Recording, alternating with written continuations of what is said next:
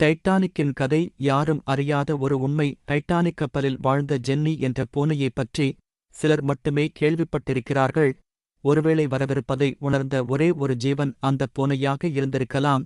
Jenny சாதாரண பூனை இல்லை, அது டைட்டானிக்கின் அதிகாரப்பூர்வ எலி வேட்டையாடுபவராக இருந்தது. எலிகளின் தொகையை கட்டுப்படுத்த கப்பலில் கொண்டு வரப்பட்டது. கப்பலின் கடல் சோதனைகளின் போது அது பூனைக்குட்டிகளைப் பெற்றெடுத்தது. அவைகள் ஜிம் முல்ஹோலன் என்ற தொழிலாளியால் அன்புடன் பராமரிக்கப்பட்டது. ஜிம் பூனைக்கும் அவளது குழந்தைகளுக்கும் ஒரு வசதியான கூடு தயார் செய்தார். அது அருகிலுள்ள கொதிகலன் மூலம் இளம் சூடுபடுத்தப்பட்டது.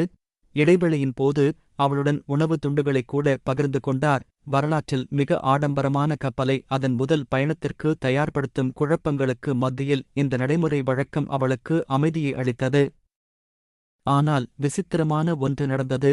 டைட்டானிக் சவுத்தாம்ப்டனில் இருந்து நியூயார்க்கிற்கு புறப்படுவதற்கு சில நாட்களுக்கு முன்பு ஜென்னியின் நடத்தை மாறியது.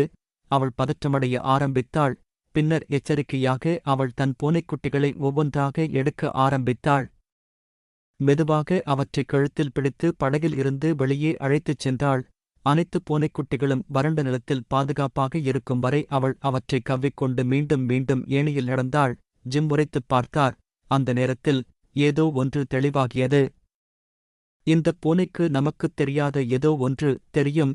அவருடைய உள்ளுணர்வை நம்பி அல்லது அந்த பெண் பூனையின் உள்ளுணர்வை நம்பி ஜிம் தன் பொருட்களைக் கட்டிக்கொண்டு அமைதியாக படகில் இருந்து இறங்கினார். அவர் கப்பலுக்கு திரும்பவே இல்லை.